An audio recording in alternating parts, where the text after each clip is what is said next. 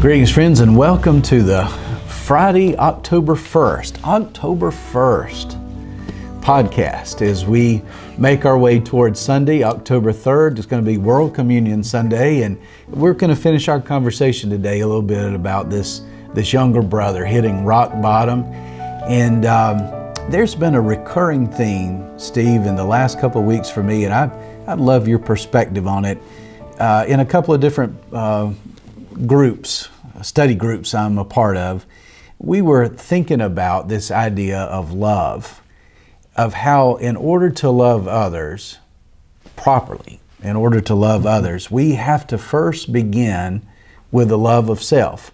You know, the scriptures that Jesus holds as foundational to love God, all your hearts, our heart, soul, strength, and might, and love your neighbor as yourself. And the implied part of that is the love of others must begin with the love of self. Tell me what you think about that. Well, my first response is to go, oh, good Lord, Paul. Because, I mean, it sounds kind of like a Hallmark card.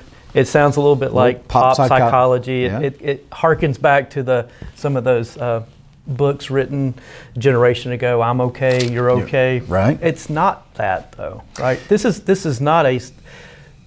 a theological point. And I think that's very important to stress that how do we, because we live in a culture where people are almost obsessed with themselves. This isn't about self-obsession. This is about understanding yourself as a child of God who has infinite value in God's eyes. I mean, all these parables are dealing with value, right? Mm-hmm. To some degree. I mean, the sheep has enough value, even though it's only 1% of the shepherd's holdings, in the first parable, enough value for the shepherd to go seek it. The coin, we get up to 10%, 1 out of 10, but it's enough value for the woman to search diligently for. And so many of us don't understand the value which God places in us, and so we don't have a true understanding of our value, and that value doesn't exist in what we can produce. It's a different understanding, right? It's not, You don't prove your worth to God. You don't prove your right to live, but by what you can do or what you have done, it just simply comes because, well, God cherishes you as a child. So the connection point in this story is this young man who's gone off, squandered everything. We really grappled with why he left in the first place. Did he not feel loved? Did he fall out of love with family? Did he not appreciate the gifts that he'd been given? But whatever the case may be, he finds himself in a place of tremendous need. He doesn't know where his next meal's coming from. He's hungry, and he is reduced to feeding pigs, trying to eke out something. And you know, what does the scripture say, how he begins to, he recognizes he's hit the lowest of the lows. Yes, yeah. He comes to himself. And next week we'll spend a lot of time talking about what does that mean theologically to come to yourself.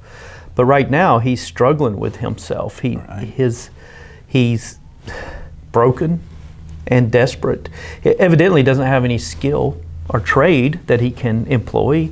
Through the book of Acts we noted Paul was a tent maker, and so whenever he needed resources, he'd go to work.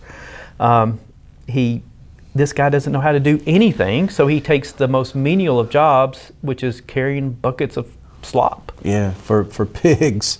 And so in this season of famine, and maybe we find ourselves in a season of famine, and maybe we often begin to doubt our own self-worth. We doubt our value in God's eyes.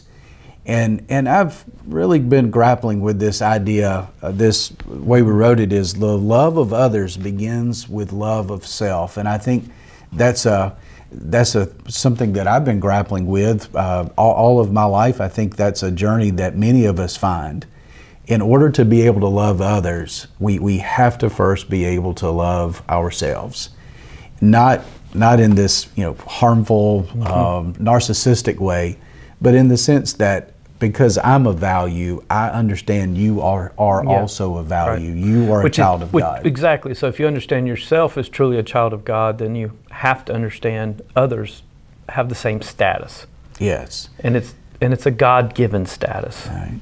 And so I think we also recognize at this critical turning point in this story the younger son has this sense that I still think my father loves me. Mm-hmm. And I think that's where we begin to recognize the love of ourselves. We are deeply loved by the one who created us. And what that does is begins to open a possible future for him, mm-hmm. right? It takes him beyond the mire that he's currently swimming in, and he says, you know what? There's a possible way forward here. And it's not rooted in anything he can do. It's rooted in not in who he is.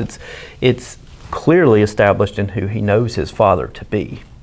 So we've recently last week our third grandson was born, and we had this wonderful dynamic where the family was able to come over, and some cousins were being introduced to their new cousin, and they all climbed up. I was able to got them all up in my lap, and my middle grandson was looking, hey, this has been my rightful place in Papa's lap, and now you're going to push me out and give me this other baby. And I remember that since when we were expecting our second child. It's the reality is God's love is available for all of us. We don't have to stop loving one to love another. And I think that's such a critical standpoint. I don't know what this younger brother, if he felt like he didn't matter, but it's that moment when he recognizes, I still matter in my Father's eyes. That's where self-love begins, and that's when he can then go home and be the possibility of restoring relationships within the community. Well, or at least getting a bite to eat. something positive can happen. I don't have to live in this muck and mire. I don't have to live in this desperate place. Right. Just as an aside, I like asides, I'm guessing that your family didn't wait till that child was old enough to decide for themselves before you brought it home? Nope. Nope, right? So I'm going to jump into baptism here. Okay. Yeah, so part of what we do, and so many people who come from other traditions don't get why we baptize infants. And I am going to work my way back to the story, I promise. But it's a sign of God's love saying yes to us before we can ever respond. And we are born into that. That baby has infinite value.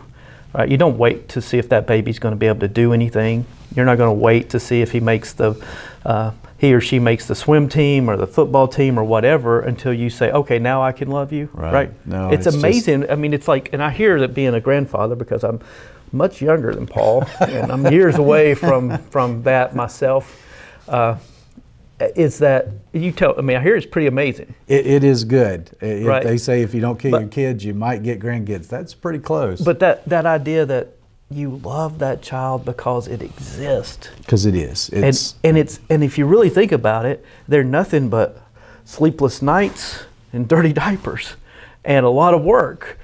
But yet the love is what is so overwhelming that you wouldn't think of doing anything but nurturing and caring for that child. And they haven't done anything to earn it other than show up. And I think that can we recapture that kind of love that God has for us. And I think that ties into this coming Sunday's World Communion Sunday, October 3rd, World Communion Sunday. People all over the world will gather, and we'll all gather in the same sense that we are sharing in the broken body and shed blood of God. His love is available community for all of us. He doesn't have to love this group more, this group more. He loves us all the same. We're all invited to the same table. Right. And we're in community. And that's part of why in our tradition we baptize babies, is because we believe God says yes to us. Now, we also believe in the work of the community to nurture, provide, and shape in such a way to where that child will say yes to God for themselves. But that's all about being together. It's all about connectivity. What this young man here has felt is what it means to be disconnected, to be apart from the love that sustains and the community that offers. And when I think about World Communion Sunday in reference to this, is quite literally he's hungry, right? Looking for sustenance, not only just for the body, but for the soul, the sense of self.